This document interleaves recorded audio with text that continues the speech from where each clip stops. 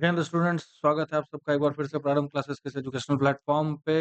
और मैं हूँ आप सबका अंजनी सर। और आज हम लोग करने वाले हैं जो हमारा ऑनगोइंग चैप्टर था, civilising the native and educating the nation का सेकंड लेक्चर। तो अभी तक हमने क्या देखा था कि भाई इस चैप्टर में हम लोग को पढ़ना क्या था कि भाई स्टूडेंट्स के ऊपर जो है किस तरह का इम्पैक्ट आता है जब ब्रिटिशर्स जो अपना एजुकेशन सिस्टम लेकर के इंडिया में आते हैं। उसके बाद आपको देखने के लिए मिलेगा कि जो ब्रिटिशर्स है वो एजुकेशन को किस तरह से देखते थे। इसमें आप देखोगे कि 2 तरह के थॉट्स जो है आपको डेवलप होंगे, एक ओरिएंटल एजुकेशन सिस्टम हो जाएगा और दूसरा जो है आपको वेस्टर्न एजुकेशन सिस्टम हो जाएगा। स्टार्टिंग में जो शुरू के जो ब्रिटिशर्स आएँगे 1783 के आस-पास में, वो जो एशिया का जो एजुकेशन सिस्टम है जिसको ओरिएंटल एजुकेशन सिस्टम कहते हैं, उसको काफ़ी ज़्यादा प्रमोट करेंगे। जिसमें आपको सर विलियम जोन्स का नाम आता है, उन्होंने एशियाटिक सोसाइटी ऑफ बंगाल की भी स्थापना की थी। उसके बाद जो है आपको मिस्टर कोलब्रुक थे, ठीक है? उनका भी नाम आता है आपको। Henry Thomas एच.टी. कोलब्रुक या फिर हेनरी थॉमस कोलब्रुक कहिए। और उसके बाद आपको देखने के लिए मिलेगा कि नेथनिएल हालहेड है। ये सारे लोग ऐसे लोग थे जिन्होंने क्या किया था कि आपको जो हमारा जो ओरिएंटल सिस्टम ऑफ एजुकेशन है, उसको काफ़ी ज़्यादा जो है क्या किया था, प्रमोट किया था। इवन उन्होंने जो उस पर फर्दर रिसर्च करने की भी कोशिश की। एशियाटिक रिसर्चेज़ नाम से जो है उन्होंने एक जर्नल भी जो है आपको जो है सर्कुलेट करना शुरू किया था। धीरे-धीरे आप देखोगे क्या कि किस तरह से जो है ब्रिटिशर्स उस टाइम में जो इंडियन एजुकेशन सिस्टम है, उसको जो है प्रमोट करते हुए कलकत्ता में जो है 1781 में मदरसा जो है एस्टेब्लिश करते हैं। 1791 में बनारस में हिंदू कॉलेज की स्थापना वगैरह की जाती है। उसके बाद हमने इसकी भी बात कर ली थी, लॉर्ड विलियम बेंटिक हैं, इन्होंने किस तरह से अपने आप को जो है प्रोटेक्टर ऑफ या फिर कह सकते हो कि हाँ, प्रोटेक्टर ऑफ जो है आपको इंडियन एजुकेशन या फिर इंडियन जो है कल्चर है या फिर इंडियन ट्रेडिशन आप कह सकते हो। तो वो दिखाया था कि मतलब किस तरह से ब्रिटिशर्स जो है आपको अपने छत्र छाया में जो है, यहाँ का जो एजुकेशन सिस्टम है, यहाँ का जो ट्रेडिशनल नॉलेज वगैरह है, उसको जो है काफ़ी ज़्यादा डेवलप कर रहे हैं। ये सारी चीज़ें जो है हम लोगों ने लास्ट लेक्चर में देख लेती थी।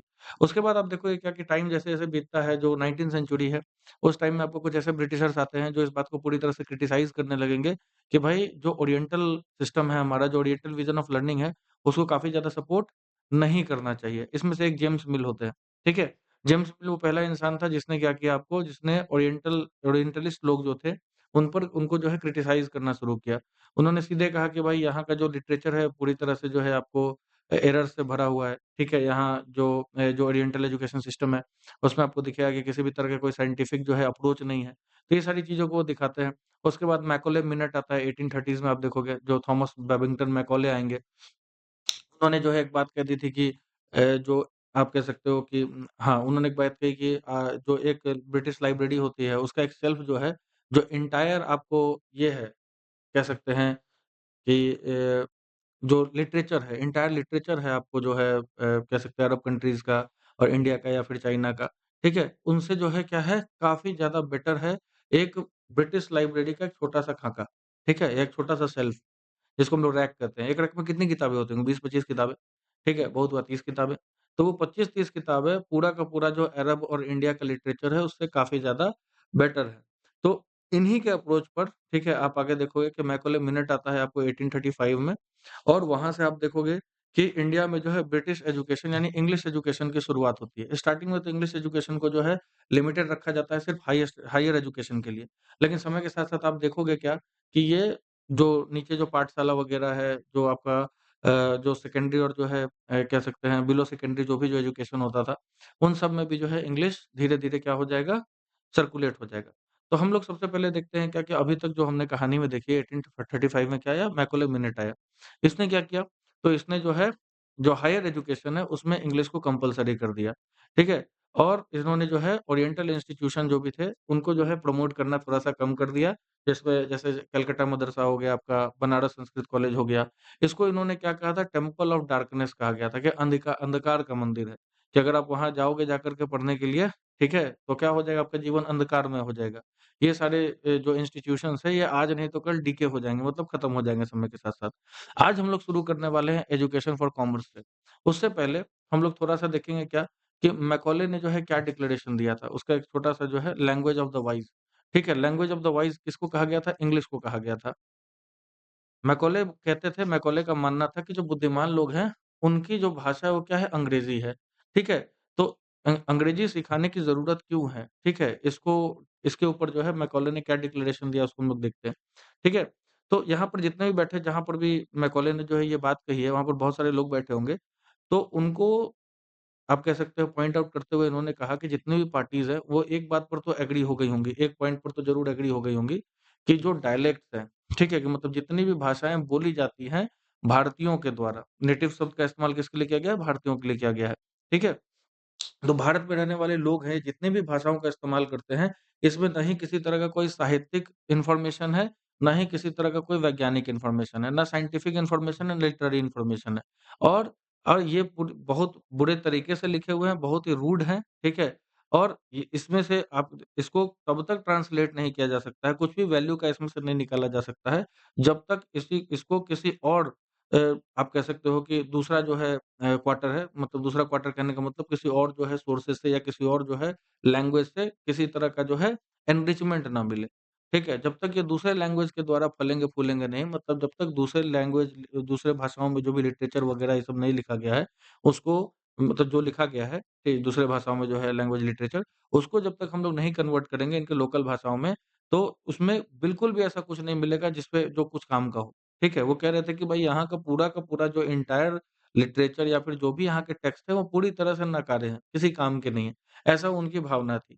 तो हम लोग को क्या करना चाहिए भाई? तो इंडिया में क्या करना चाहिए? इंग्लिश एजुकेशन को ज़्यादा प्रमोट करना चाहिए, ताकि यहाँ ज़्यादा से ज़्यादा लोग क्या कर सकें, ठीक है? जो लैंग्वेज ऑफ द वाइज़ है, ठीक है? जो बुद्धिमान लोगों की जो भाषा है, उसको सीख कर के ये भी बुद्धिमान हो जाए, ठीक है?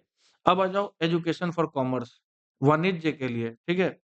क्या इम्पोर्टेंट था एजुकेशन का इम्पोर्टेंस था एजुकेशन का उसको हम लोग देखेंगे। 1854 की बात, 1854 आप देखोगे तो इंडिया में बहुत तरह का जो है डेवलपमेंट वगैरह चल रहा है। आपको पता है 1853 में रेलवेज़ वगैरह सब कुछ आ गया है इंडिया में, ठीक है? तो जो बोर्ड ऑफ डायरेक्टर्स हैं ईस्ट इंडिया कंपनी के, उन्होंने लंदन से क्या भेजा था? एक एजुकेशनल डिस्पैच भेजा था। किसको? गवर्नर जनरल ऑफ इंडिया को। तो उस समय कौन है भाई गवर्नर जनरल ऑफ इंडिया? आप बता सकते हैं मुझे कमेंट सेक्शन में, ठीक है? तो उस समय जो है आपको जो गवर्नर जनरल ऑफ इंडिया कौन है? लॉर्ड डलहौज़ी है। समझे? मैं बता दे रहा हूँ आपको, लॉर्ड डलहौज़ी है 1854 में, उसके पास क्या आया? इंग्लैंड से जो कोर्ट ऑफ डायरेक्टर्स थे, उन्होंने ईस्ट इंडिया कंपनी के उन्होंने एक डिस्पैच भेजा, एजुकेशनल डिस्पैच भेजा, जिसके तहत जो है एजुकेशनल रिफॉर्म्स होने थे भारत में। तो इसको इश्यू करने वाले कौन थे? चार्ल्स वुड थे, नाम हमेशा याद रखेंगे, चार्ल्स वुड थे। अब ये कौन है? जो बोर्ड ऑफ कंट्रोल है कंपनी का, उसके क्या हैं? प्रेसिडेंट हैं, ठीक है? बोर्ड ऑफ कंट्रोल जो है जो कंपनी का, उसके क्या हैं? प्रेसिडेंट हैं और इन्हीं के नाम पर इसको कहा गया वुड्स डिस्पैच क्योंकि इस डिस्पैच को किसने भेजा था? चार्ल्स वुड ने भेजा था। तो इन्होंने कहा कि इन्होंने इसमें जो भी एजुकेशनल पॉलिसी भारत में लागू होने वाली है, उसको क्या किया था? आउटलाइन किया था, ठीक है? उसके जो भी टर्म्स वगैरह होंगे, उसको लिखा था। इन्होंने फिर से इस बात पर जोर दिया कि जो यूरोपियन लर्निंग का सिस्टम हम इंडिया में ला रहे हैं या फिर यूरोपियन लर्निंग का सिस्टम जो इंडिया में लागू किया जाएगा, उसके क्या-क्या बेनिफिट्स होंगे, ठीक है? और उन्होंने क्या किया? ओरिएंटल नॉलेज को अपोज़ किया कि भाई ये सारी चीज़ें जो भारत में जो आप कह सकते हो कि इंग्लिश एजुकेशन सिस्टम है उसके आने से जो इंडिया को फ़ायदा होगा वो सारा फ़ायदा ओरिएंटल सिस्टम से बिल्कुल नहीं होगा। तो इन्होंने क्रिटिकली जो है आपको क्या करना शुरू कर दिया क्रिटिसाइज़ करना शुरू कर दिया। ठीक है? तो इस बात को ध्यान में रखेंगे 1854 इससे पहले हमने क्या देखा था? हमने देखा था मैकॉले मिनट। मैकॉले मिनट कब आया भाई? तो मैकॉले मिनट आपको 1 सेकंड 1835 ठीक है? याद रखना। 1835 में मैकॉले मिनट आया और 1854 में क्या आया बेटा? वुड्स डिस्पैच आया। किसने भेजा? चार्ल्स वुड ने। किसको भेजा? Governor general. कौन है? तो लॉर्ड डलहौज़ी है। ठीक है? याद रखिएगा। ट्रेन वगैरह भी जो है पोस्टल सर्विस वगैरह भी डलहौज़ी के ही टाइम में शुरू हुई थी।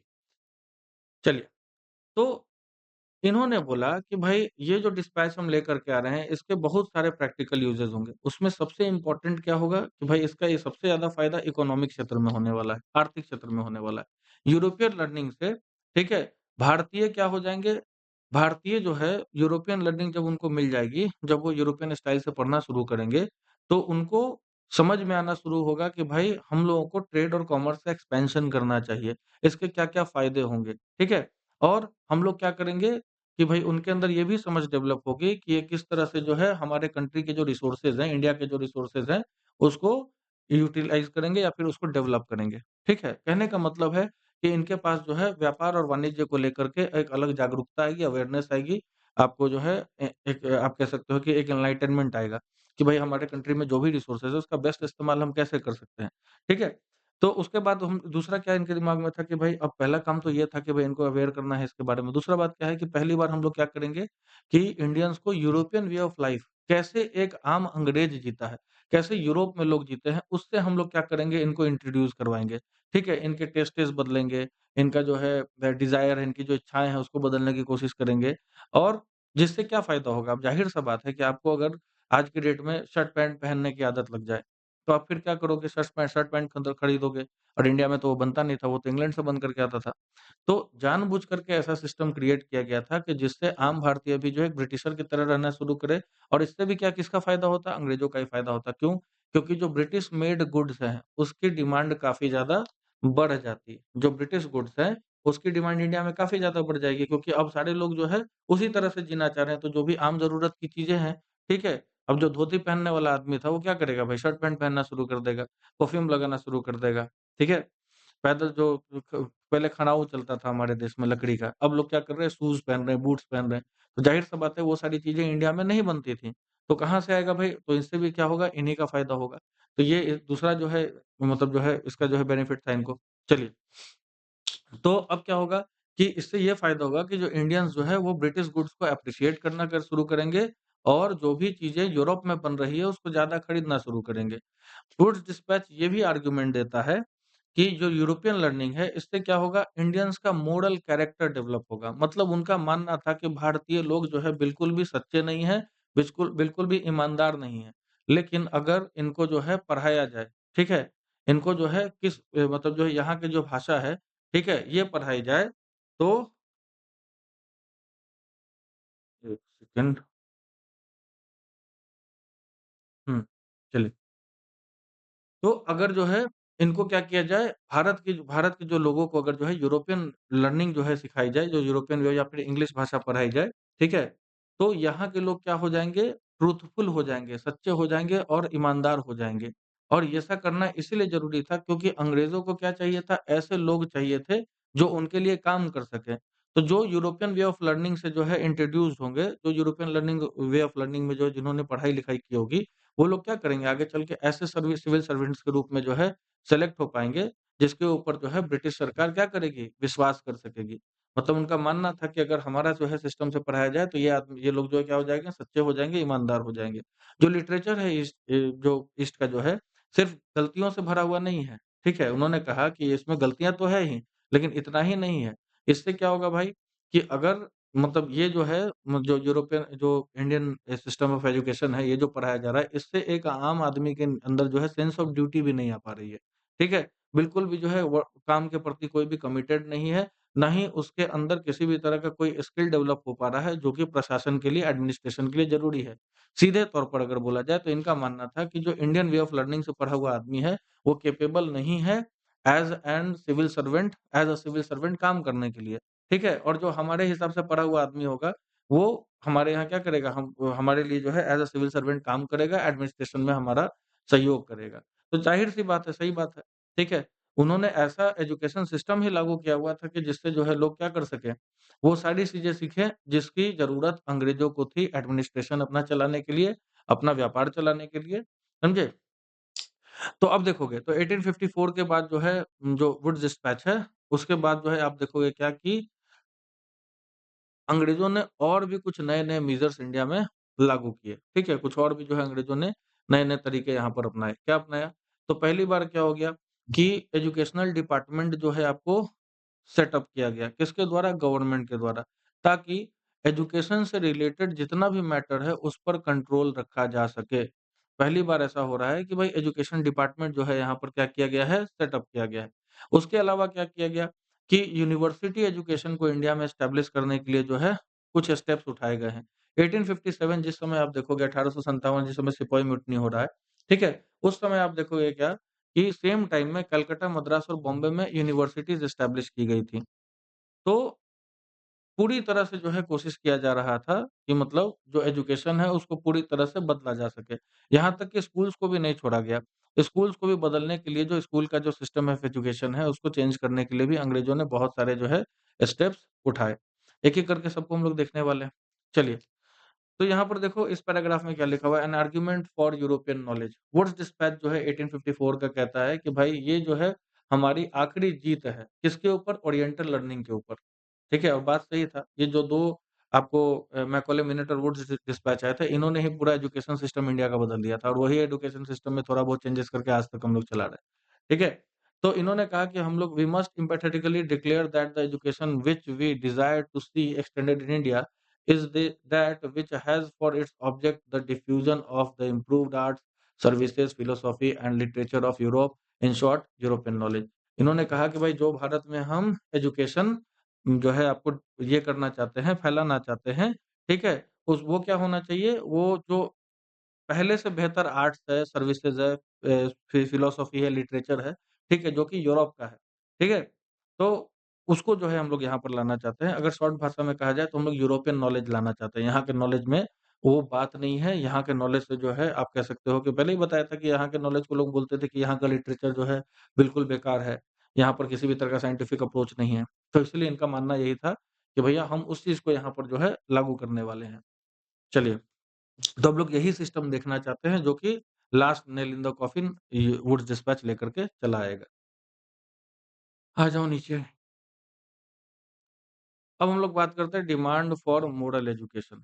अब देखिए, ऐसा नहीं था कि ये जो सिस्टम इंग्लिश एजुकेशन का इंडिया में आया था, उस सब कोई सपोर्ट कर रहे थे। बहुत सारे लोग इसका विरोध भी कर रहे थे, ठीक है? खासकर जो क्रिश्चियन मिशनरीज़ थे, ठीक है? तो क्रिश्चियन मिशनरीज़ का क्या पॉइंट ऑफ व्यू है, उसको देखना है हम लोग को इस पूरे पैराग्राफ में। तो प्रैक्टिकल एजुकेशन का जो बात है, ठीक है? जो आर्गुमेंट हो रहा था प्रैक्टिकल एजुकेशन के लिए, उसको जो है क्रिश्चियन मिशनरीज़ के द्वारा बहुत ही ज़्यादा आप कह सकते हो कि स्ट्रांगली क्रिटिसाइज़ किया गया, ठीक है? उसकी बहुत ज़्यादा जो है कड़ी आलोचना की जा रही थी। 19th सेंचुरी में जितने भी क्रिश्चियन मिशनरीज़ थे, ठीक है? अब मिशनरी कौन होता है भाई? जो धर्म प्रचार करता है, धर्म प्रचारक थे। तो मिशनरीज़ का मानना था कि जो एजुकेशन होता है, उसका जो अटेम्प्ट होना चाहिए कि लोगों का जो मोरल कैरेक्टर है, उसको क्या किया जाए? इम्प्रूव किया जाए, ठीक है? लोगों का जो नैतिक कैरेक्टर है, नैतिक चरित्र है, उसको क्या किया जाए? और ज़्यादा बेहतर बनाया जाए, ठीक है? और ये सिर्फ़ क्रिश्चियन एजुकेशन के द्वारा ही हो सकता है, ठीक है? अब इसमें क्या आ गया? एक रिलिजियस एस्पेक्ट आ गया, ठीक है? इसमें क्या आ गया? एक रिलिजियस एस्पेक्ट आ गया। तो 1813 तक अब रिलीजियस एस्पेक्ट क्यों आ गया कि उन्होंने देखा कि भाई ठीक है, हम लोग क्या करेंगे कि जब हम लोग क्रिश्चियन एजुकेशन इन लोग को देना शुरू करेंगे, तो ज़ाहिर-सा बात है थोड़ा-सा रिलीजियस एजुकेशन भी देंगे, तो यहाँ पर रिलीजियस कन्वर्जन करवाना भी काफ़ी ज़्यादा आसान हो जाएगा, ठीक है? तो 1813 में आप देखोगे जो ईस्ट इंडिया कंपनी जो है, उस समय 1813 तक क्रिश्चियन जो मिशनरीज़ की एक्टिविटीज़ थी, उसको बहुत हद तक ईस्ट इंडिया कंपनी अपोज़ कर रही थी। क्यों? उनके मन में ये डर था कि अगर हम लोग मिशनरी एक्टिविटीज़ ज़्यादा बढ़ाएँगे, तो लोगों के मन में ये भावना आ जाएगी कि कंपनी हमारा धर्म परिवर्तन कराना चाहती है। ठीक है? हमारा कल्चर जो हमारा ट्रेडिशन है, उसको बदलना चाहती है और जो जिसके कारण जो है बहुत ही ज़्यादा हम लोग को हीटेड रिएक्शन देखने को मिल सकता है। ठीक है? मतलब यहाँ के लोकल लोगों को जो है अंग्रेज़ों का जो प्रेज़ेंस है, उस पर काफ़ी ज़्यादा सस्पिशन हो जाएगा, डाउट हो जाएगा। ठीक है? कभी भी हम लोग को एज़ अनैचुरल जो है आपको कह सकते हो कि रूलर्स कभी भी ये लोग एक्सेप्ट नहीं करेंगे। ठीक है? तो इन्होंने क्या किया कि इन्होंने सोचा कि इन्होंने क्या कि भई उस समय जो जितने भी ब्रिटिश कंट्रोल टेरिटरीज़ थे, वहाँ पर जो है किसी भी तरह का कोई इंस्टीट्यूशन ये एस्टेब्लिश नहीं कर पाए, जो क्रिश्चियन जो है मिशनरीज़ का जो इंस्टीट्यूशन था। तो मिशनरीज़ ने क्या किया कि पहली बार जो है आपको एक मिशन जो है श्रीरामपुर है, ठीक है? जो कि डेनिश ईस्ट इंडिया कंपनी के अंडर में आता था, मतलब ब्रिटिश ईस्ट इंडिया कंपनी के अंडर में नहीं है। वहाँ पर पहली बार इन्होंने क्या किया है, अपना एक मिशन एस्टेब्लिश किया है। उसके अलावा इन्होंने क्या किया था, एक प्रिंटिंग प्रेस भी जो है सेटअप किया गया 1800 में, ठीक है? और एक कॉलेज एस्टेब्लिश किया 1818 में और इन सब के पीछे एक ही मोटिव था कि भाई क्रिश्चियन एजुकेशन को इंडिया में, ठीक है, इंट्रोड्यूस किया जाए। पूरे 19th सेंचुरी में आप देखोगे कि मिशनरी स्कूल जो है पूरे भारत में खोले जा रहे हैं। 1857 के बाद जो है आपको दिखेगा कि गवर्नमेंट ऑफ इंडिया जो है, उस समय भी जो है पूरी तरह से इच्छुक नहीं थी, ठीक है? वो डायरेक्टली जो है मिशनरी एजुकेशन को सपोर्ट नहीं करना चाहते थे। लेकिन एक फीलिंग था कि मतलब आप कह सकते हो कि there was a feeling that any strong sorry हाँ, तो ये इसलिए नहीं इंट्रोड्यूस करना चाह रहे थे क्योंकि भाई इनका मानना था कि अगर हम लोग किसी भी तरह का जो है दूसरा एजुकेशन सिस्टम लाते हैं, खासकर धर्म से जुड़ा हुआ एजुकेशन सिस्टम लाते हैं, जो यहाँ के धर्म के साथ जो है छेड़छाड़ करेगा, तो इनके मन में डर था कि ये लोकल कस्टम्स, प्रैक्टिसेस, बिलीफ्स और जो रिलीजियस आइडियाज़ हैं, ठीक है? इस पर जो है बिल्कुल जो है अटैक करेगा, ज़ाहिर-सा बात है। कोई भी आदमी आएगा कोई भी क्रिश्चियन आएगा तो बिल्कुल बताएगा ना कि तुम्हारे धर्म में ये खराबियाँ हैं इसलिए हमारा धर्म को अपनाओ। और ये चीज़ें यहाँ के लोगों को क्या कर सकता है? गुस्सा दिला सकता है। तो बाकी दूसरी जो कंपनीज़ है वो क्रिश्चियन मिशनरी जो है उनका जो एजुकेशन सिस्टम है, क्रिश्चियन एजुकेशन सिस्टम है उसको प्रमोट कर रही हैं। लेकिन ब्रिटिशर्स ओपनली इस चीज़ को करने से डर रहे थे। ठीक है? यहाँ पर आ जाओ, तो ये श्री रामपुर कॉलेज है, हुगली नदी के किनारे जो है इसको बसाया गया था। चलिए, विलियम कैरी की बात है यहाँ पर ये याद रखिएगा एक स्कॉटिश मिशनरी थे, जिन्होंने श्री रामपुर मिशन को जो है, ठीक है, एस्टेब्लिश करने में हेल्प किया था। आगे देखते हैं। तो देखो, यहाँ तक तो हमने देख लिया कि भाई किस तरह से इंडिया में जो इंग्लिश एजुकेशन सिस्टम है उसको लागू कर दिया गया। अब हम लोग इस पार्ट में देखेंगे कि भाई जब इंग्लिश एजुकेशन सिस्टम आया, तो ज़ाहिर-सा बात है कि भाई नए-नए स्कूल्स खुले, जो अंग्रेज़ों के हिसाब से पढ़ाते थे। तो उस कंडीशन में हमारे यहाँ के जो लोकल स्कूल्स थे, जो ट्रेडिशनल स्कूल्स थे, जो बहुत लंबे समय से जो है यहाँ पर जो पाठशालाएँ वगैरह चल रही थी, उनका क्या किया? उनका क्या हुआ? ठीक है? तो अब देखो, तो आपसे कहा जा रहा है कि क्या आपके पास कोई आइडिया है कि उस समय अंग्रेज़ों के टाइम में भारतीय लोग किस तरह से जो है बच्चों को पढ़ाते थे? ठीक है? किस तरह से जो है लोग स्कूल जाते होंगे, बच्चे उस समय के स्कूल जाते थे या उस समय जो है आज जैसे स्कूल्स थे भी या नहीं? ठीक है? और अगर इस तरह के स्कूल्स थे, जो कि नेटिव स्कूल्स हम लोग कह सकते हैं, तो उसका उनका जो है ब्रिटिशर्स के पीरियड में हुआ क्या? तो देखो, विलियम एडम नाम के जो है एक स्कॉटिश मिशनरी हैं, ठीक है? जिनका ऊपर में देखो आपको नहीं विलियम कैरी है सॉरी विलियम एडम नहीं। चलिए, तो विलियम एडम नाम के जो है एक स्कॉटिश मिशनरी हैं, ठीक है? वो कहाँ आए हैं भाई बंगाल आए हैं घूमने के लिए और बिहार आए हैं घूमने के लिए। तो उन्होंने यहाँ पर जो कुछ भी देखा है, उसको बहुत अच्छे से जो है डिस्क्राइब किया है। तो उनका उन्होंने जो है एक रिपोर्ट बनाई और कंपनी को जो है जाकर के सबमिट किया था। ये रिपोर्ट किस चीज़ के ऊपर बेस्ड थी कि भैया जो वर्नाक्युलर एजुकेशन का जो कंडीशन है, जो प्रोग्रेस है, वो कैसा है, ठीक है? तो जो भी रिपोर्ट उन्होंने बनाया वो काफ़ी ज़्यादा इंटरेस्टिंग था। उसी रिपोर्ट से जो भी डेटा मिला था हम लोग को, ठीक है? मतलब उस समय उसके आधार पर जो कुछ बातें यहाँ पर मेंशन की गई हैं, जिसको समझना है। तो विलियम एडम ने देखा कि उस समय भारत में 1 लाख से ज़्यादा भारत नहीं बोल रहे, सिर्फ़ 2 इलाके बिहार और बंगाल में 1 लाख से भी ज़्यादा पाठशालाएँ हैं। पाठशाला मतलब हमारे यहाँ के जो ट्रेडिशनल स्कूल्स थे, ठीक है? जिसको गुरुकुल वगैरह भी आप कह सकते हैं, ठीक है? और ये छोटे-छोटे इंस्टीट्यूशंस थे, जिसमें एक पाठशाला में जो है ठीक है? 20 से ज़्यादा बच्चे नहीं रहे होंगे, किसी-किसी में तो 10-15 भी रहते होंगे, ठीक है? लेकिन अब 1 लाख पाठशाला है, सब में 20 बच्चे, 12 बच्चे, 15 बच्चे ऐसे करके मान लो एवरेज 20 बच्चे मान कर के चलते हैं हम लोग। तो ऐसे पाठशालाओं में पढ़ने वाले बच्चों की जो संख्या है वो 20 लाख से भी ज़्यादा है, ठीक है? तो ऐसे 1 लाख छोटे-छोटे पाठशालाएँ लेकिन 20 लाख से ज़्यादा बच्चे ऐसी पाठशालाओं में जाकर के पढ़ रहे हैं, ठीक है? अब इस इंस्टीट्यूशन को सेटअप किसने किया था? तो वहाँ के जो अमीर लोग हुआ करते थे या फिर वहाँ की जो लोकल कम्युनिटी होती थी, ठीक है? वो सारी चीज़ें जो है तुमको वो लोग मिल कर के इस तरह के कोई पाठशाला को सेटअप करते थे, वहाँ पर एक जो है गुरुजी होते थे, जो वहाँ पर बच्चों को क्या करते थे? शिक्षा देते थे, ठीक है? तो कभी-कभी जो है किसी पार्टिकुलर गुरु के द्वारा भी जो है इस तरह की पाठशाला वगैरह जो है तुमको एस्टेब्लिश की जाती थी। तो देखो, तो इस यहाँ पर क्या था सिस्टम जो एजुकेशन का था वो काफ़ी ज़्यादा फ्लेक्सिबल था, रिजिड नहीं था, ठीक है? अभी का जो सिस्टम है एजुकेशन का वो फ्लेक्सिबल नहीं रहा, काफ़ी ज़्यादा रिजिड है। मतलब बच्चों पर कंपल्शन हर चीज़ के लिए होता है, हर चीज़ के लिए बच्चे को मजबूर किया जाता है, ठीक है? तो बच्चे का हो सकता है किसी सब्जेक्ट में इंटरेस्ट नहीं हो, लेकिन फिर भी उसको फोर्सफुली वो पढ़ाया जाएगा। क्या कर सकते हैं, हमारे यहाँ का सिस्टम ही ऐसा है। चलिए, तो आपको दिखेगा क्या कि हाँ, कुछ ऐसी चीज़ें हैं जो आज हमारे स्कूल्स में जो है एसोसिएटेड है, उस समय भी पाठशाला में थी। ठीक है? ऐसी चीज़ें आज भी हमारे स्कूल्स में हैं, जो उस समय के पाठशालाओं में थी। हुँ। तो अब देखो, कहने का मतलब है क्या, अब देखो ये पाठशालाएँ किस तरह से अलग थी, जैसे आज के टाइम में आप देखोगे कि भैया स्कूल्स में फिक्स फी होता है। ठीक है? उस समय की पाठशालाओं में जो है, किसी भी तरह का कोई फ़ी स्ट्रक्चर फ़िक्स्ड नहीं होता था।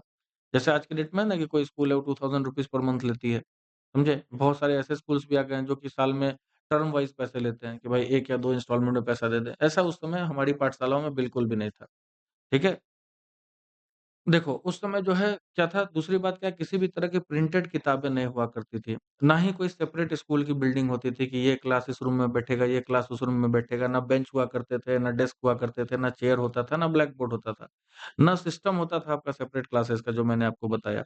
कोई रोल नंबर का रजिस्टर वगैरह ये सब नहीं होता था, कोई एनुअल एग्ज़ामिनेशन नहीं होता था, कोई रेगुलर टाइम टेबल भी नहीं होता था। ठीक है? तो वो सोचो कि भाई ऐसी कंडीशन में पढ़ाई कैसे हुआ करती थी। तो बेसिकली क्लासेस है कहीं पर भी जो है आपको लगाए जाते थे। मतलब टीचर के ऊपर डिपेंड करता था कि वो कहाँ पढ़ाना चाहता है। अगर उसकी इच्छा हुई तो अपने गुरुकुल में ही पढ़ा रहा है, कभी उनकी इच्छा होती थी तो किसी बरगद के पेड़ के नीचे बैठ गए। कभी-कभी जो है किसी गाँव के नज़दीक में जो शॉप है, जो टेम्पल है, वहाँ पर जाकर के बच्चों को पढ़ाना शुरू कर दिया। ठीक है? और कभी जो है गुरुजी के घर में ही जो है पढ़ाई होती थी। फ़ी क्या होता था? वो काफ़ी ज़्यादा फ्लेक्सिबल था। डिपेंड करता था लोगों की इकोनॉमिक कंडीशन के ऊपर। कि भैया किसकी आर्थिक स्थिति कैसी है, ठीक है? जो ज़्यादा अमीर बच्चे हैं, वो ज़्यादा पैसा देंगे। जो कम पैसा कमाने वाले जो पेरेंट्स हैं, उनके बच्चे जो है कम पैसों में ही वहाँ पर पढ़ते थे। ठीक है? तो इस तरह का सिस्टम था, फ्लेक्सिबल स्ट्रक्चर था, जिससे क्या होता था बच्चों में इक्वालिटी भी रहती थी कि सारा बच्चा एक ही जगह बैठ के पढ़ रहा है, अमीर का बच्चा भी पढ़ रहा है, गरीब का बच्चा भी पढ़ रहा है और फ़ी स्ट्रक्चर भी जो है दोनों के लिए अलग-अलग। जो अमीर है वो ज़्यादा पैसा देंगे, जो गरीब हैं जो ज़्यादा वो कम पैसा देंगे। तो ऐसे क्या होता था कि पेरेंट्स के ऊपर भी जो है या बच्चों के ऊपर भी ज़्यादा फाइनेंशियल जो है बर्डन नहीं होता था। जैसे आज के डेट में क्या है, एक आम जो है मिडल क्लास आदमी जो है बहुत अच्छे स्कूल में अपने बच्चों को नहीं पढ़ाने का सोच सकता है। ठीक है? चलिए हुँ, टीचिंग क्या होता था? तो टीचिंग पूरी तरह से ओरल था, ठीक है? गुरुजी बैठते थे, वो बच्चों को सिखाते थे और बच्चे उन चीज़ को जो है रिसाइट करते थे। और किस बच्चे को क्या पढ़ाना है, ये भी गुरुजी जो है उसके लेवल को देख कर के डिसाइड करते थे। ऐसा ज़रूरी नहीं है, अभी का सिस्टम क्या है भेड़-बकरी सब एक ही साथ है। क्लास 8 में बहुत सारे ऐसे बच्चे हैं जिनके पीछे ये कॉन्सेप्ट्स क्लियर नहीं है, जो बहुत ज़्यादा वीक है, लेकिन फिर भी वो क्या कर रहे हैं, सबके साथ मिल कर के चल रहे हैं। ऐसा उस समय सिस्टम नहीं था। जिस बच्चे की जो हैसियत है, उसके हिसाब से उसको डेवलप किया जाएगा। अगर कोई बच्चा जल्दी कोई चीज़ को सीख रहा है, तो उसको जल्दी-जल्दी सिखाया जाता था। ठीक है? अगर कोई बच्चा जल्दी नहीं सीख रहा है, तो वहाँ पर हॉल्ट दे करके उसको धीरे-धीरे मतलब आप कह सकते हो कि हमारा जो एजुकेशन उस समय था अंडरस्टैंडिंग बेस्ड था। समझे? तो अभी देखिए तो उस समय आपको क्या होगा कि भाई टी जो स्टूडेंट्स वगैरह थे वो बिल्कुल भी जो है सेपरेट क्लासेस में नहीं बैठते थे, ठीक है? सारे लोग एक जगह बैठते थे। गुरुजी जो है सेपरेटली सारे बच्चों से जो है इंटरैक्ट करते थे, अलग-अलग लेवल ऑफ लर्निंग पे। कि अगर जो है मान लो कोई बच्चे जो है, ठीक है, थोड़ा-सा कम धीरे-धीरे सीख पा रहे हैं, कुछ बच्चे जो है ज़्यादा सीख गए हैं, तो उनका ग्रुप थोड़ा-सा अलग बैठ कर के पढ़ेगा उसी रूम में और ठीक है, और इनको अलग। गुरुजी उस पर ज़्यादा विशेष ध्यान देंगे। तो इस तरह का सिस्टम मतलब अंडरस्टैंडिंग बेस्ड जो है यहाँ पर एजुकेशन था। आज के डेट में अंडरस्टैंडिंग बेस्ड एजुकेशन नहीं है। यहाँ पर सब भेड़-बकरी की तरह पीस रहा है। 90% वाला भी उसी में बैठ रहा है, 60% वाला भी उसी में बैठ रहा है। जो बच्चा फ़ेल कर रहा है, उसको भी किसी तरह से प्रमोट-वमोट करके आगे बढ़ा दे रहा है। ऐसा सिस्टम चल रहा है। ठीक है? तो विलियम एडन ने जो है ये भी डिस्कवर किया कि भई ये इससे क्या होता था कि ये जो फ्लेक्सिबल जो है सिस्टम बना हुआ था, ये लोकल नीड के हिसाब से बिल्कुल सही था। फॉर इंस्टेंस अगर आप देखोगे तो क्लासेस जो है तुमको जो हार्वेस्ट का टाइम है, जिस समय जो है कटाई वगैरह होती थी खेतों में, उस समय नहीं ली जाती थी। क्यों? क्योंकि भैया जब खेती का जो है फसल काटना है तो सारे जो लोकल बच्चे हैं वो भी जाकर के क्या करेंगे? फील्ड में काम करेंगे। तो एक बार जब कटाई का सिस्टम मतलब जो है सीज़न खत्म हो जाए तो पाठशाला फिर से जो है, ठीक है? दोबारा स्टार्ट कर दी जाती थी। जैसे आज की डेट में समर वैकेशन, विंटर वैकेशन होता है, उस समय वैसा सिस्टम नहीं था। उस समय हमारा जो क्रॉपिंग सीज़न है उसके हिसाब से जो है गुरुजी वैकेशंस देते थे। तो इससे क्या होता था कि जो किसानों के भी बच्चे थे, वो भी क्या हो पाते थे, अच्छे से आकर के पढ़ पाते थे। ठीक है? तो अब हमारा अगला टॉपिक है new routines and new rules. ठीक है? मतलब किस तरह से जो आप देखोगे नए-नए रूटीन और नए-नए जो है नियम कानून जो है एजुकेशन में लागू किए जाएँगे।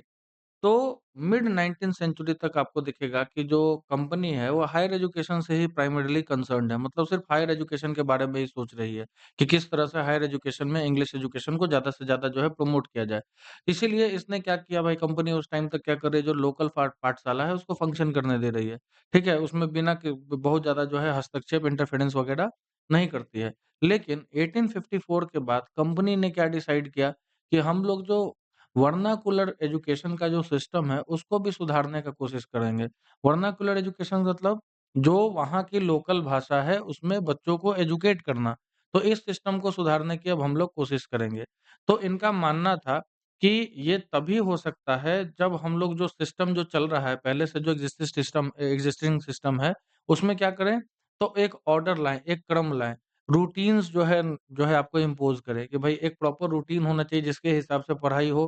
कुछ नए रूल्स उसमें जो है आने चाहिए और रेगुलर इंस्पेक्शन करना होगा, ठीक है? कि भैया इस तरह के स्कूल्स जो ऑपरेट कर रहे हैं, वो सही से जो भी हमने गाइडलाइंस वगैरह दी हैं, उसके अनुसार काम कर भी रहे हैं या नहीं, ठीक है? तो ये सब ये करते कैसे? तो इसके लिए कंपनी ने कौन-कौन से मेजर्स लिए, कौन-कौन से तरीके अपनाए?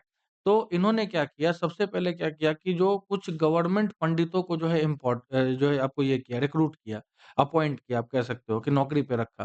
कि कुछ सरकारी पंडितों को जो है मतलब कुछ ऐसे पंडित थे जिनको नौकरी पे रखा, उन्हीं को सरकारी पंडित बोला गया आगे चल के, ठीक है? तो गवर्नमेंट पंडित को जो है इन्होंने क्या किया, अपॉइंट किया और सबको क्या किया कि हर एक पंडित के ऊपर 4 से 5 स्कूल की जो है रिस्पॉन्सिबिलिटी दे दी गई कि आपको क्या करना है, इसका सारा जो है ठीक है? जो भी रूपरेखा, जो कार्यविधि है, उन सब का क्या करना है, इंस्पेक्शन करते रहना है। सबको ये चेक करना है कि मतलब जो है सब कुछ अंग्रेज़ों के दिए गए जो है, जो दिशा निर्देश है, उसके अगेंस्ट हो रहा है कि नहीं हो रहा है। तो पंडितों का काम क्या होता था? तो पंडितों का काम होता था कि पाठशाला को क्या करना, रेगुलर विज़िट करते रहना, एक प्रॉपर टाइम टू टाइम, ठीक है? और वहाँ पर जो स्टैंडर्ड ऑफ टीचिंग है, उसको किस तरह से और ज़्यादा जो है इम्प्रूव किया जा सकता है, इसके लिए जो भी ज़रूरत हो, उसको करना, ठीक है? तो आप यहाँ पर देखोगे तो हर एक गुरु को तो इन पंडितों ने जब ये पंडित लोग जो है जॉब पे आ गए तो इन पंडितों ने क्या किया? तो इन पंडितों ने हर एक गुरु को कहा कि आपको क्या करना पड़ेगा पीरियोडिक रिपोर्ट्स जो है जमा करने पड़ेंगे और जो रेगुलर टाइम टेबल हमने बनाया है या फिर ब्रिटिशर्स ने जो रूटीन बनाया था या रेगुलर टाइम टेबल बनाया था, उसी के अकॉर्डिंग जो है आपको क्या करना पड़ेगा क्लासेस लेनी पड़ेंगी। उसके अलावा कि पहले जहाँ पर जो ओरल जो है आपका पूरा टीचिंग होता था, सिर्फ़ मुँजबानी पढ़ाया जाता था, उस सिस्टम को खत्म करके अब जो पढ़ाई होगी, अब जो भी जो है टीचिंग वगैरह होगा, वो टेक्स्ट बुक के ऊपर जो है आधारित होगा। ठीक है? और साल में एनुअल एग्ज़ामिनेशंस होंगे जिसके द्वारा बच्चों का प्रोग्रेस टेस्ट किया जाएगा कि जो भी पढ़ाया या सिखाया गया है उससे बच्चों में कितना क्या हुआ है आपको डेवलपमेंट हुआ है। तो एग्ज़ामिनेशन सबसे पहली बार जो है इसी टाइम में जो है इंट्रोड्यूस किया गया।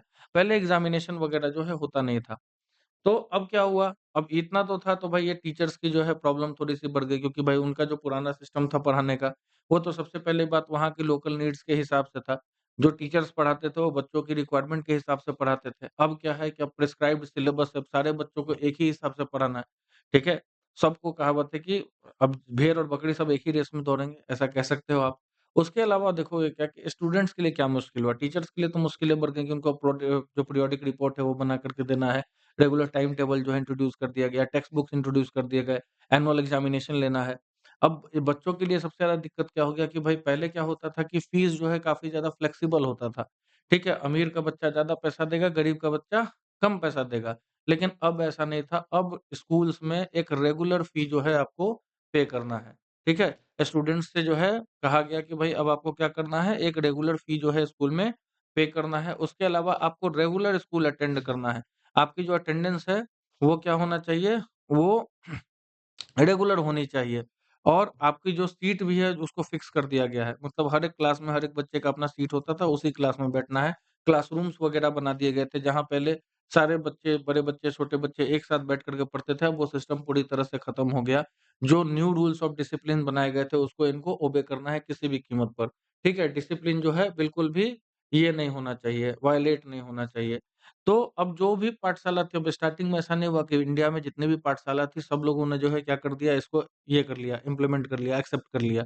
तो ऐसा बिल्कुल भी नहीं हुआ। तो कहने का मतलब ये है कि जो कुछ पाठशालाएँ थी जिन्होंने जो है इन नए रूल्स को एक्सेप्ट किया, उसको गवर्नमेंट सपोर्ट करने लगी। मतलब वहाँ पर सरकार की तरफ से पैसा आने लगा ग्रांट के रूप में। ठीक है? यहाँ जितने भी जो है और जो ऐसे भी जो है पाठशाला थे जो बिल्कुल भी सिस्टम के हिसाब से जो है नहीं काम करना चाहते थे, तो गवर्नमेंट उसको बिल्कुल भी कोई सपोर्ट नहीं करती थी।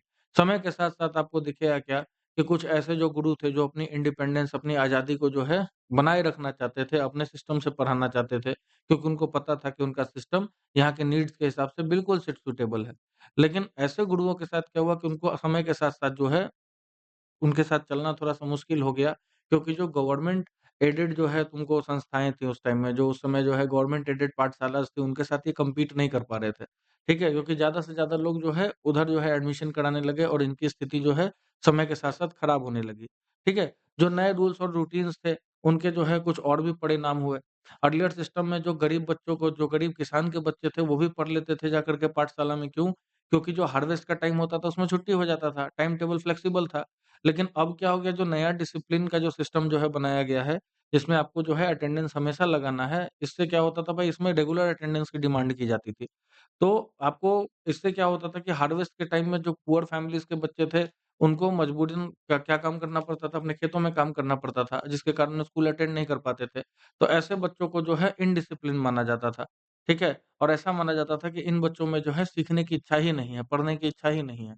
इस तरह की जो है मतलब जो है उस समय जो है एक समझ सकते हो कि मतलब एक थिंकिंग जो है डेवलप हो गई थी कि अगर कोई बच्चा जो है हार्वेस्ट के टाइम में नहीं आ पा रहा है, तो ऐसा माना जाता था कि वो पढ़ने की इच्छा ही उसके अंदर नहीं है, इनडिसिप्लिन बच्चा है।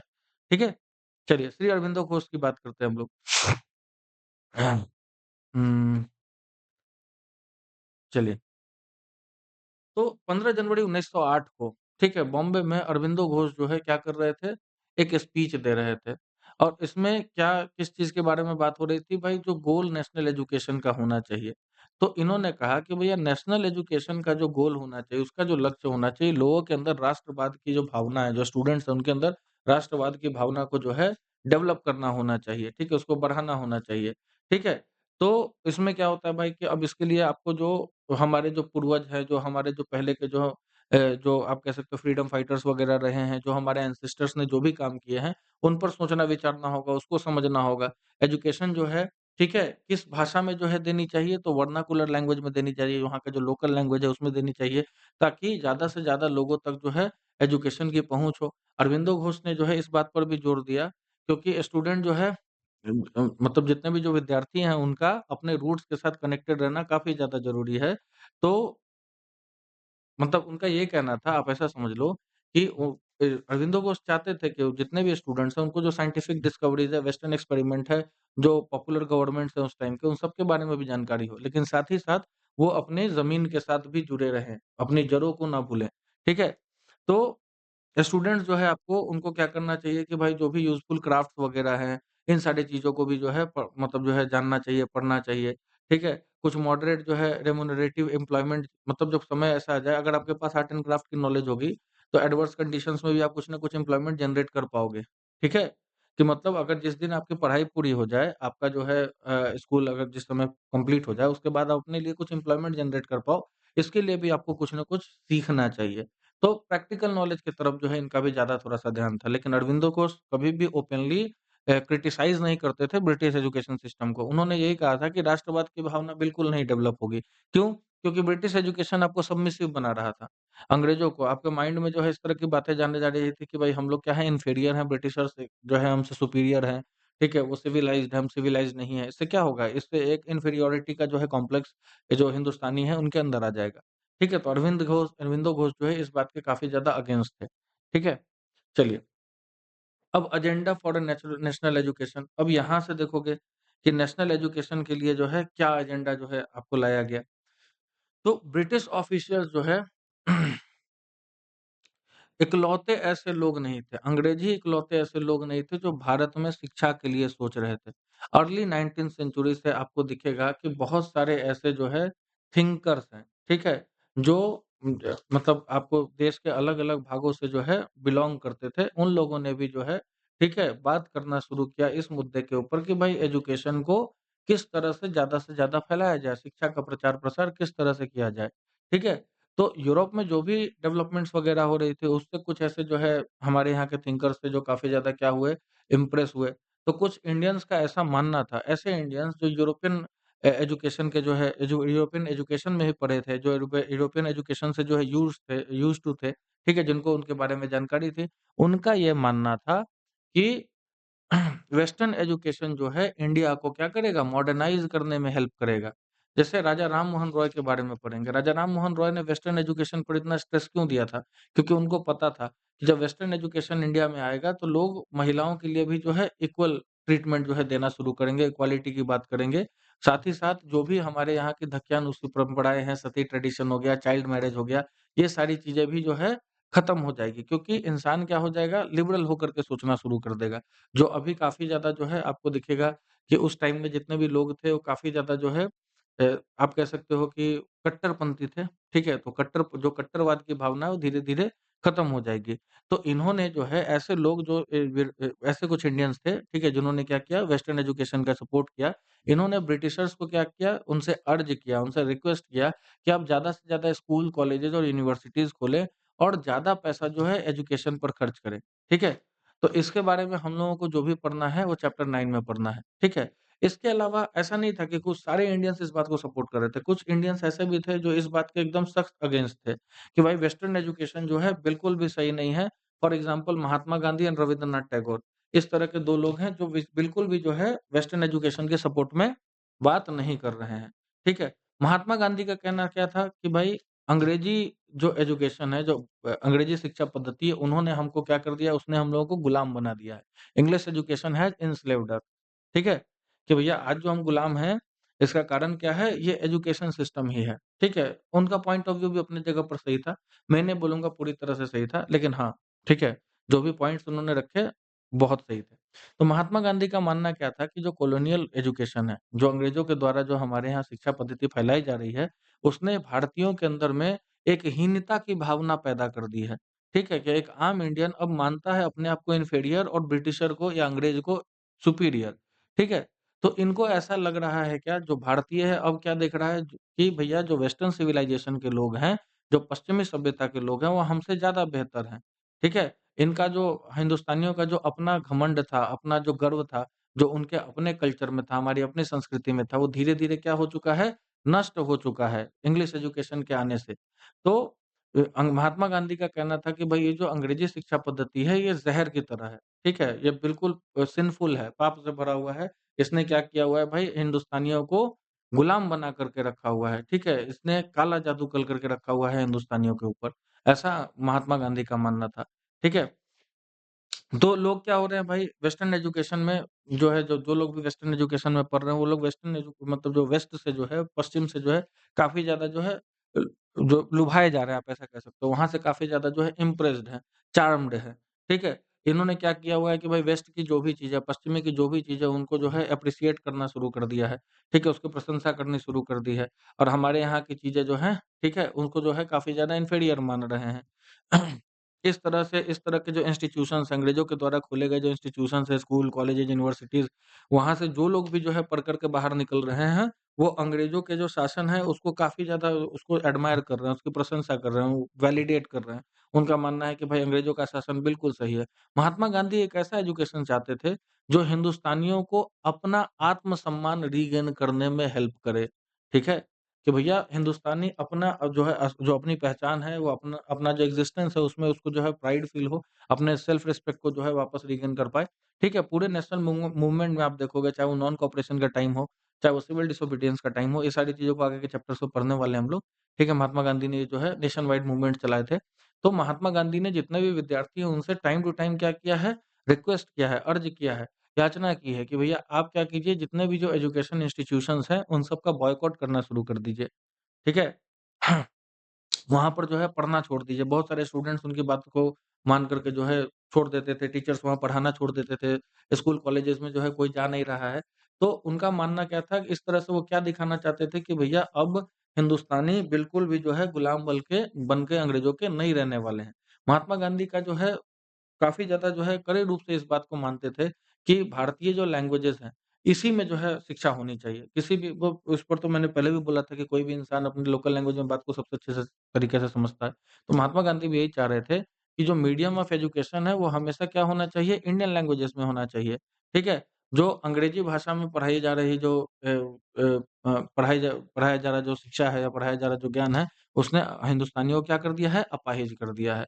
ठीक है? अपने खुद के जो है सराउंडिंग से, अपने खुद के वातावरण से ही एक आम हिंदुस्तानी दूर होते जा रहा है और हिंदुस्तानियों को अपने ही देश में क्या कर दिया है, अजनबी बना दिया है। अपनी ही ज़मीन पर जो है अंग्रेजी शिक्षा पद्धति ने हम लोगों को क्या कर दिया है, अजनबी बना दिया है। इस तरह की बातें जो है महात्मा गांधी, ठीक है, उनका विचारधारा ऐसा था। तो यहाँ के लोग क्या कर रहे हैं, अब एक फ़ॉरेन बोली बोल रहे हैं। भारतीय जो है भाषा को छोड़ कर के अब अंग्रेजी भाषा का ज़्यादा इस्तेमाल कर रहे हैं। अपने यहाँ के लोकल कल्चर से जो है नफ़रत कर रहे हैं। डिस्पाइज़ का मतलब होता है नफ़रत करना, नफ़रत कर रहे हैं। जो इंग्लिश एजुकेशन है, ठीक है?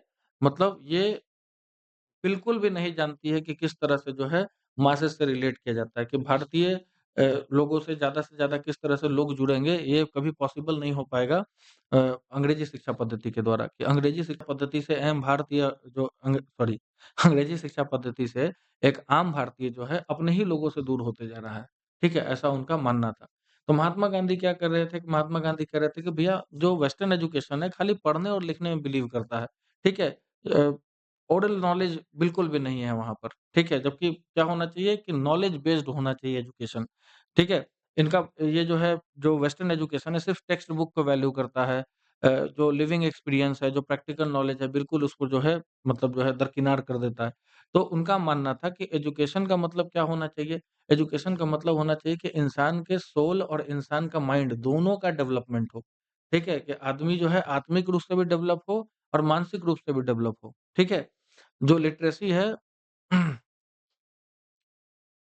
हाँ, तो कहने का मतलब है क्या कि जो लिटरेसी का मतलब क्या होता है कि अगर आपको किसी भाषा में पढ़ना-लिखना आ गया, तो आप सिर्फ़ उसको शिक्षा नहीं कह सकते, ठीक है? अगर आप किसी एक भाषा में या मल्टीपल भाषा में सिर्फ़ पढ़ना-लिखना जानते हैं, तो वो आपके लिए उसको हम शिक्षित नहीं बोलेंगे। तो लोगों को क्या करना पड़ेगा, लोगों को शिक्षा के साथ-साथ आर्ट एंड क्राफ्ट को भी सीखना पड़ेगा, ठीक है? ये भी जानना पड़ेगा कि अलग-अलग चीज़ें किस तरह से ऑपरेट करती हैं, मतलब प्रैक्टिकल नॉलेज थोड़ा ज़्यादा लेना पड़ेगा। इससे क्या होगा, लोगों का जो है माइंड डेवलप होगा और लोगों की समझ भी जो है ज़्यादा बेहतर होगी, ठीक है? उनकी जो कैपेसिटी है चीज़ों को समझने की, वो बहुत ज़्यादा बेहतर होगी। ये मानना था महात्मा गांधी का, ठीक है? चलिए, यहाँ पर जो सोर्स 3 है इसको आप लोग इसको जो चलिए इसको भी एक्सप्लेन कर देता हूँ, ठीक है? तो महात्मा गांधी ने क्या कहा था कि जो लिटरेसी, ठीक है? साक्षरता अपने आप में शिक्षा नहीं है। Literacy is itself in is not education. Mahatma Gandhi ने क्या लिखा है कि एजुकेशन के द्वारा, मतलब उनका मानना था कि एजुकेशन के द्वारा मैं मानता हूँ ऐसा कि जो ऑल अराउंड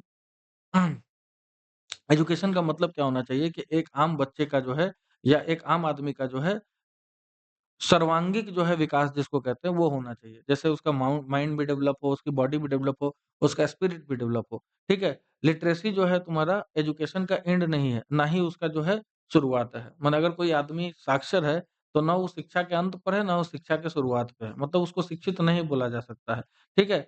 जहाँ पर जो है ये एक ऐसा तरीका है, उन्होंने कहा था कि भैया साक्षरता एक ऐसा तरीका है जिसके द्वारा इंसान को एजुकेट किया जा सकता है। इसी को एजुकेशन समझ लेना मूर्खता है। ठीक है? लिटरेसी अपने आप में एजुकेशन नहीं है। इसीलिए ये महात्मा गांधी का मानना था कि अगर हमको किसी बच्चे को पढ़ाना हो, तो सबसे पहले हम उसकी शुरुआत कैसे करेंगे? उसको कुछ यूज़फुल हैंडीक्राफ्ट सिखा कर के, ठीक है? तो और उसको जो है ज़्यादा से ज़्यादा जो है ट्रेनिंग दे कर के, ठीक है? मतलब महात्मा गांधी का कहना था कि भाई उसको प्रैक्टिकल नॉलेज भी आनी चाहिए। ठीक है? I hold that the highest development of the mind and soul is possible under such a system of education. ठीक है? महात्मा गांधी का कहना था कि इंसान का माइंड का जो है सबसे हाईएस्ट डेवलपमेंट, जो उसकी आत्मा का सबसे हाईएस्ट डेवलपमेंट है, वो हमेशा जो है ऐसे नॉलेज से होगा, ऐसे जो है एजुकेशन सिस्टम से होगा जिसमें प्रैक्टिकलिटी ज़्यादा हो। ठीक है? आप पढ़ाइए, उसमें कोई दिक्कत नहीं है। साइंस एंड टेक्निक जो है आपको जो है जो भी कह सकते हो आपकी जो डेवलपमेंट हो रहा है साइंटिफिक वगैरह, या फिर जो भी वहाँ का लिटरेचर वगैरह, वो सारी चीज़ें पढ़ाइए। लेकिन उसके अपने देश में क्या इकोनॉमिक सिनेरियो है, किस तरह से वो अपने आप को डेवलप करेगा, किस तरह के क्राफ्ट वगैरह उसके अथी में चल रहे हैं, उन सब चीज़ मतलब जो है, उन चीज़ों का भी जो है नॉलेज उसको होना चाहिए। तो हाँ। तो only every handicraft has to be taught not merely mechanically as it is done today but scientifically। मतलब किसी भी क्राफ्ट को अगर बच्चे को सिखाया जा रहा है तो सिर्फ मैकेनिकली उसको नहीं सिखाना है जैसा आज हम लोग काम कर रहे हैं, उसको साइंटिफिकली भी सिखाना है। तभी जा करके जो है ठीक, मतलब एक बच्चे को पता होना चाहिए कि क्यों, और जो है क्यों इस प्रोसेस को हम जान रहे हैं और इसके जो है तुमको मतलब जो है क्या-क्या जो है आगे ये हो सकते हैं, इम्प्लीमेंटेशन वगैरह ये सब हो सकते हैं। ठीक है? तो मतलब कोई भी आदमी कोई चीज़ सीख रहा है तो उसको कहाँ अप्लाई करेगा, ठीक है? किस तरह से जो है उसका जो है आप कह सकते हो कि उसको सीखेगा, उसका पर्पस क्या होगा, ठीक है? ये सारी चीज़ें मतलब किसी भी चीज़ का जो है होलसम नॉलेज उसको मिलना चाहिए, ऐसा गांधी जी का मानना था। तो जैसे-जैसे जो है राष्ट्रवाद की भावना जब बहती मतलब बढ़नी शुरू होती है, तो दूसरे थिंकर्स भी जो है इस हिसाब से सोचने लगते हैं कि नेशनल एजुकेशन जो है आपको मतलब नेशनल एजुकेशन काफ़ी ज़्यादा इम्पोर्टेंट कंसर्न है कि अगर हमारे देश में जो है लोगों को जागरूक करना है, लोगों को जो है एक सही समझ पैदा करनी है, तो उनको शिक्षित करना बहुत ज़्यादा ज़रूरी है। ठीक है? तो आगे चल के बहुत सारे ऐसे जो है आपको कह सकते हो कि बुद्धिजीवी लोग आएँगे, जो क्या करेंगे कि भैया भारत में एक अलग एजुकेशन सिस्टम डेवलप करने की सोचेंगे, जो अंग्रेज़ों के बनाए गए सिस्टम से अलग था। ठीक है? Tagore's abode of peace, Shanti Niketan की बात हो रही है।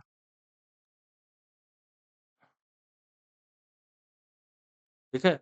शांति निकेतन की बात हो रही है। शांति निकेतन क्या है भाई, तो रवीन्द्रनाथ टैगोर जो है उन्होंने एक स्कूल खोला था। ठीक है? आपने शांति निकेतन का नाम ज़रूर सुना होगा। लेकिन आपको पता है कि भाई इसको एस्टेब्लिश क्यों किया गया था और किसके द्वारा किया गया था? तो रवींद्रनाथ टैगोर ने 1901 में इस इंस्टीट्यूशन को बनाया था, जब वो बच्चे थे। क्यों? क्योंकि जब रवींद्रनाथ टैगोर खुद बच्चे थे ना, उनको स्कूल जाना बिल्कुल अच्छा नहीं लगता था। स्कूल उनको जेल की तरह लगता था, वहाँ उनका दम घुटता था।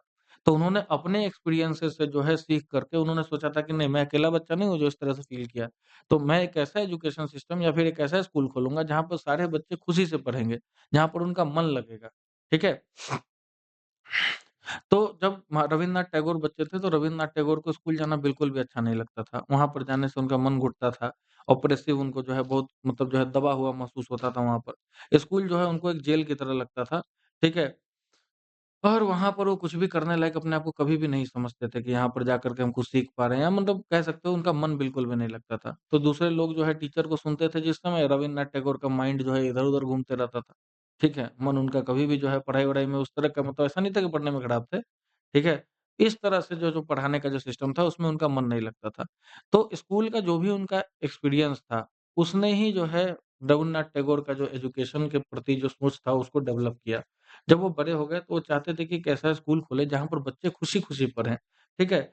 जहाँ पर जो है कोई भी बच्चा जाकर के जो है अपने आप को आज़ाद महसूस करे, क्रिएटिव बने वहाँ पर जाकर के।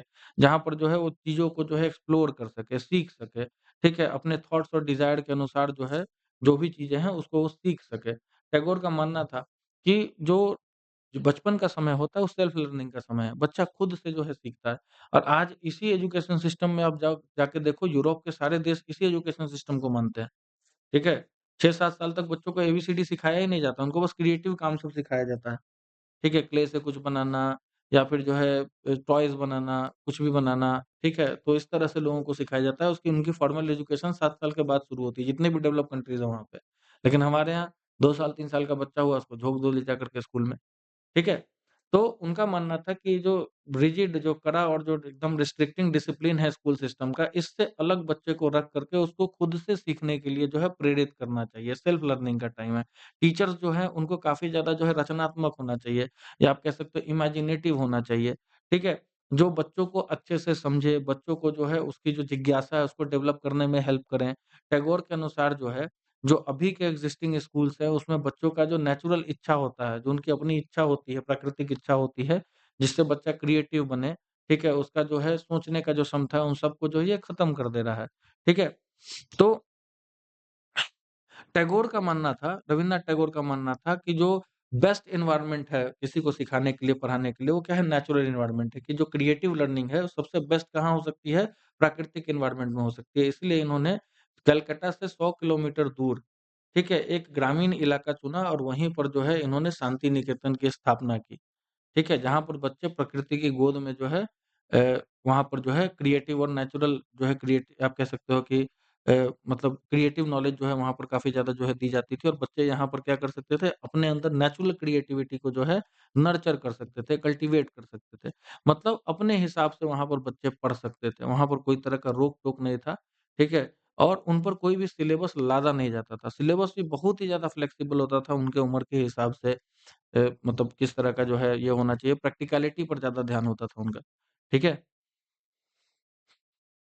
चलिए, तो देखिए, एक सेंस में आपको अभी दिखता होगा कि टैगोर और महात्मा गांधी जो है एजुकेशन के बारे में बिल्कुल एक तरीका का सोचते थे, ऐसा नहीं है, ठीक है? इन दोनों के बीच में डिफरेंसेस भी था। महात्मा गांधी वेस्टर्न सिविलाइजेशन को लेकर हाइली क्रिटिकल थे, मतलब वो काफ़ी ज़्यादा आलोचना करते थे, ठीक है? कि उनका मानना था कि भैया जो वेस्टर्न एजुकेशन सिस्टम है या जो वेस्टर्न सिविलाइजेशन है, जो पश्चिमी सभ्यता संस्कृति है, वो सिर्फ़ मशीन और टेक्नोलॉजी का वर्शिप करती है, ठीक है? टैगोर ऐसा नहीं मानते थे। टैगोर का मानना था कि भैया नहीं, मॉडर्न साइंस भी बच्चों के लिए जानना ज़रूरी है। हमारे यहाँ अगर लोगों को ज़्यादा बेटर एजुकेट करना है, तो हम लोगों को मॉडर्न साइंस के एलिमेंट्स को उनको सिखाना पड़ेगा। ठीक है? तो उन्होंने बोला कि हम लोग जो इंडियन ट्रेडिशन के साथ इसको कंबाइन करके सिखाएँगे। ठीक है? ऐसा नहीं है कि हम लोग सिर्फ़ उसी को पढ़ाएँगे, अपना इंडियन ट्रेडिशन, कल्चर ये सब जो है इससे दूर कर देंगे। हम लोग उसी के साथ कंबाइन करके सिखाएँगे। तो उन्होंने कहा कि भैया साइंस और टेक्नोलॉजी को भी पढ़ाना शांति निकेतन में काफ़ी ज़्यादा ज़रूरी है। साथ ही साथ हम आर्ट्स, म्यूज़िक और डांस भी पढ़ाएँगे। ठीक है? तो बहुत सारे इंडिविजुअल्स और थिंकर्स थे इस तरह से आपको दिखेगा क्या कि जो नेशनल एजुकेशन सिस्टम है उसको किस तरह से बनाया जाना चाहिए उसके उसके लिए जो है अलग-अलग तरह से सोच रहे थे। कुछ चाहते थे कि भैया इस सिस्टम को जो है अंग्रेज़ों के हिसाब से चलाया जाए। कुछ चाहते थे कि भैया कि जो ये जो एजुकेशन सिस्टम है, इसको मतलब जो है कह सकते हो कि अगर ब्रिटिशर्स के हिसाब से अगर चलाया जाता है, तो इसको हम लोग ज़्यादा जो है सेक्शन ऑफ द सोसाइटी है, हमारा wider section of the people है, वहाँ तक इसको पहुँचा सकते हैं। दूसरों का मानना था कि नहीं, ये बिल्कुल भी सही नहीं, हम लोग को कुछ अलग दूसरे जो है सिस्टम जो है उसको डेवलप करना चाहिए, जिससे हम लोग क्या कर सकें, लोगों को एजुकेट कर सकें। उनका कल्चर जो है तभी जा कर के जो है, ठीक है? नेशनलिज़्म की भावना वगैरह जो है उनके अंदर डेवलप हो पाएगी, जब वो अपने कल्चरल ट्रेडिशन ये सबको ज़्यादा बेटर समझ पाएँगे, ठीक है? तो वही बात है कि who was to define that was truly national कि मतलब किस तरह का सिस्टम जो है पूरी तरह से नेशनल मतलब राष्ट्रीय होगा, इसको डिफाइन करना जो है कोई नहीं बोल सकता उस समय, ठीक है? वो डिबेट जो है तुम्हारा नेशनल एजुकेशन के बीच में जो है एजुकेशन के बाद भी चलती रही, कि भैया कौन-सा सिस्टम ज़्यादा बेटर था। लेकिन आप कह सकते हो कि इंडिया में जो सिस्टम चल रहा है, वो आपका जो है अंग्रेज़ों का बनाया हुआ सिस्टम था, वही चल रहा है। उसी के ऊपर बेस्ड हमने उठा लिया। उन्होंने अपना सिस्टम सुधार लिया। यूरोप में बिल्कुल ऐसा नहीं होता। हमारे यहाँ प्ले स्कूल्स वगैरह जो होते हैं, 2 साल, 3 साल का बच्चा हुआ, उसको ले जाकर के ढकेल दो स्कूल्स में। 7 साल तक वहाँ पढ़ाया ही नहीं जाता बच्चों को, स्कूल्स ही नहीं होते वहाँ पढ़ाने के लिए, ठीक है? वहाँ पर वो बच्चों के अंदर जो नेचुरल आप कह सकते हो कि जो उनका अपना सीखने का तरीका होता है, जो नेचुरल टेंडेंसी होती है, उसको डेवलप करने की कोशिश करते हैं। चलिए, आइए एल्सव्हेयर देख लेते हैं हम लोग को, education as a civilising mission, ठीक है? तो देखो, तो जब तक एजुकेशन एक्ट जो है 1870 का नहीं आया था, इंडिया में जो है नाइ sorry, there was no widespread education for the population as a whole for the most of the 19th century, ठीक है? सारे बच्चों को पढ़ाने के लिए कोई सिस्टम नहीं था भारत में, ठीक है? क्यों? क्योंकि भैया जो पढ़ने क्योंकि फीस वगैरह वाला सिस्टम था, मैंने पहले ही बताया था आपको, तो जो लोग पैसा दे पाते थे, वही पढ़ पाते थे। भारत में उस समय चाइल्ड लेबर काफ़ी ज़्यादा प्रिवेलेंट था, जो गरीब बच्चे थे, वो स्कूल नहीं जा पाते थे। क्यों? क्योंकि उनको जो है अर्न करना पड़ता था अपने फैमिली के लिए, ठीक है? बचपन से ही जो है उनको जाकर के काम करना पड़ रहा है ताकि उनका फैमिली जो है सर्वाइव कर पाए। जो नंबर ऑफ स्कूल थे, वो काफ़ी ज़्यादा जो है क्या थे, लिमिटेड थे, बहुत ही कम थे, ठीक है? और उसमें भी जो है बहुत आपको दिखेगा कि बहुत सारे स्कूल थे जो चर्च के द्वारा जो है, ठीक है? चलाए जाते थे या फिर ऐसे लोगों के द्वारा चलाए जाते थे जो काफ़ी ज़्यादा पैसे वाले हैं, ठीक है? तो जब इंग्लिश जो आपका जो एजुकेशन एक्ट ऑफ 1870 आया, तब जाकर के जो है स्कूल सरकार के द्वारा खोले गए थे, जहाँ पर जो है कंपल्सरी जो एजुकेशन या फिर कंपल्सरी स्कूलिंग है वो इंट्रोड्यूस की गई थी। इसमें जो है आपको दिखेगा क्या कि जो हाँ, उस समय जो है आप देखोगे कि बहुत बड़े जो है एजुकेशनल थिंकर हुए हैं जिनका नाम था थॉमस आर्नल्ड, ठीक है? जो आगे चल के हेडमास्टर बनते हैं एक प्राइवेट स्कूल के। हुँ। ठीक है? रग्बी नाम का प्राइवेट स्कूल है, उसके जो हेडमास्टर बनते हैं। इन्होंने क्या किया था कि सेकेंडरी स्कूल करिकुलम को जो है फे favouring of secondary school curriculum which had a detailed study of Greek and Roman classics written 2000 years earlier ही सेड ठीक है? तो वहाँ पर जो है किसको जो सेकेंडरी स्कूल के करिकुलम को फ़ेवर करते हुए जिसमें डिटेल में पढ़ाया जा रहा था ग्रीक और रोमन क्लासिक्स के बारे में, जो उस समय लिखा गया था लगभग 2000 साल पहले जो भी चीज़ें लिखी गई थी, ठीक है? उसके बारे में फ़ेवर करते हुए उसके सपोर्ट में बोलते हुए क्या कहते हैं कि मुझे हमेशा से ऐसा लगा है, ठीक है? It has always seemed to me one of the greatest adventures of the course of study generally pursued in our English schools that it draws our mind so continually to dwell upon the past. ठीक है? ये बोल रहे हैं कि भाई हमारे यहाँ जो शुरू से जो है जो चीज़ें पढ़ाई जा रही हैं, ठीक है? मेरे को ऐसा लगा है कि जो इंग्लिश स्कूल्स में जो कोर्स चला जा रहा है मतलब चलाया जा रहा है बहुत लंबे समय से, ठीक है? उसका सबसे बड़ा एडवांटेज क्या है कि हमारे माइंड को हमेशा हमारे पास्ट के बारे में सिखाते रहता है, ठीक है? हमारे पास्ट के बारे में बताते रहता है, ठीक है? हम लोग जो है रोज़ जो है लैंग्वेजेज़ को पढ़ते हैं, हिस्ट्री को पढ़ते हैं, जो थॉट्स ऑफ मेन हैं, जो 2000 साल पहले पढ़े रहते थे, उस वो किस तरह से सोचते थे, नहीं अति करते थे, उन सारी चीज़ों को हम लोग पढ़ते हैं। तो उनका मानना था कि भैया जो क्लासिक्स को जो हम लोग पढ़ते हैं मतलब जो पुरानी जो चीज़ें लिखी गई हैं, चाहे वो आर्ट हो, चाहे आपका वो लिटरेचर हो या फिर जो है आपका हिस्ट्री वगैरह हो, तो उससे आदमी का माइंड थोड़ा-सा डिसिप्लिन होता है, ठीक है? तो उस समय जो बहुत सारे एजुकेटर्स भी मतलब मानते थे कि इस तरह का जो डिसिप्लिन, इस तरह का अनुशासन काफ़ी ज़्यादा ज़रूरी है, क्योंकि जो यंग लोग होते हैं, जो जवान लोग होते हैं, ठीक है? वो लोग नेचुरली क्या होता है काफ़ी ज़्यादा सेवेज होते हैं, चंचल होते हैं, ठीक है? उनको कंट्रोल करना काफ़ी ज़्यादा ज़रूरी होता है। तो जब उन अगर उनको सिविलाइज़्ड एडल्ट्स बनना है, तो उनको अपनी सोसाइटी का जो भी नियम, कानून, सिद्धांत वगैरह सब हुआ है, क्या सही है, क्या गलत है, ठीक है? क्या प्रॉपर और इम्प्रॉपर बिहेवियर है, इन सबको सीखना पड़ेगा। एजुकेशन स्पेशली जो है तुमको ऐसा एजुकेशन जो है सही एजुकेशन है जो लोगों के माइंड को डिसिप्लिन करता हो, जो लोगों को जो है सही रास्ते पर जो है चलने के लिए गाइड करता हो, ठीक है? तो यही बात है। तो इस तरह का जो है एजुकेशन मतलब जो है ऐसा कहा जा रहा है कि can you suggest how many ideas might have influenced thinking about education of the poor in the England and the natives in the colonies मतलब कितने लोगों ने सोचा होगा आपको कि भैया जो गरीब लोग इंग्लैंड में हैं उनके एजुकेशन के बारे में कुछ किया जाए या फिर जो है ठीक है? कॉलोनीज़ में जो जो भी गरीब लोग रह रहे हैं, उनके एजुकेशन के बारे में किया जाए। तो ये वाला पार्ट जो है बहुत सारे बुक्स में नहीं भी होगा, ठीक है? ये चूँकि मेरे पास एक पुराना एडिशन की बुक थी, ठीक है? तो इसीलिए इसमें ये पार्ट है, ये नई वाली बुक में ये पार्ट नहीं है। तो इस तरह से हम लोगों ने इस चैप्टर में देखा कि भैया किस तरह से जो है एजुकेशन हमारे यहाँ जो इवॉल्व होता है। मैकॉले मिनट हमने देखा, हमने जो है आपको ठीक है, वुड्स डिस्पैच देखा, हमने देखा कि भैया किस तरह से शुरू में जो है ओरिएंटल एजुकेशन सिस्टम को ब्रिटिशर्स सपोर्ट करते हैं, उसके बाद फिर धीरे-धीरे आपको अ, इ इस इसी का विरोध होना शुरू हो जाता है, जो इंग्लिश एजुकेशन सिस्टम है उसको जो है इंडिया में लागू कर दिया जाता है। हमने ये भी देखा कि किस तरह से पहले जो है इसको हायर एजुकेशन में लाया जाता है, फिर धीरे-धीरे जो है, जो आपका जितने भी छोटे स्कूल्स वगैरह हैं, सब जगह कंपल्सरी कर दिया जाता है। क्या-क्या चेंजेज़ लाए जाते हैं, जो हमारा पुराना सिस्टम था एजुकेशन का वो कैसा था, हमारे स्कूल्स कैसे थे, टीचर्स कैसे थे, अब जो नया सिस्टम आया उसमें स्कूल्स कैसे थे, टीचर्स कैसे थे और फाइनली हमने आकर के देखा कि भैया 2 गुटों में जो है भारत का जो है बुद्धिजीवी वर्ग बँटता है। जिसमें कुछ लोग हैं जो इंग्लिश एजुकेशन को सपोर्ट कर रहे हैं और कुछ लोग हैं जो इंग्लिश एजुकेशन को जो है क्या कर रहे हैं, ठीक है? उसको बिल्कुल भी सपोर्ट नहीं कर रहे, उसके अगेंस्ट में जैसे महात्मा गांधी। इसमें कुछ लोग ऐसे भी हैं जो इंग्लिश एजुकेशन को सपोर्ट नहीं करते, लेकिन उसको पूरी तरह से डिनाय भी नहीं करते। फॉर एग्ज़ाम्पल रवीन्द्रनाथ टैगोर चाहते थे कि जो भी अच्छे एलिमेंट्स हैं इंग्लिश एजुकेशन के, उसको हम लोग इंक्लूड करें। ठीक है? जो हमारे लिए हानिकारक है, जो सही नहीं है, उसको हम लोग छोड़ देंगे। ठीक है? तो इस तरह से जो है आप देखोगे ये चैप्टर जो है अपने अंत पर आता है और आज हमारा जो है चैप्टर पूरी तरह से कंप्लीट हुआ और अगर इस चैप्टर से रिलेटेड आपके कोई भी क्वेश्चन्स हैं, तो आप मुझसे कमेंट सेक्शन में भी पूछ सकते हो। अगर आप मेरे से जुड़ना चाहते हो, तो हमने अपना जो इंस्टाग्राम है, जो आपका ये क्या कहते हैं व्हाट्सएप है, जो हमारा टेलीग्राम है, उन सब का जो है लिंक्स हमने डिस्क्रिप्शन में दे रखा है। तो आज के लिए बस इतना ही, फिर हम लोग जो है नेक्स्ट चैप्टर में मिलते हैं और देखते हैं। तो that's all for today. God bless you. जय हिंद, जय भारत।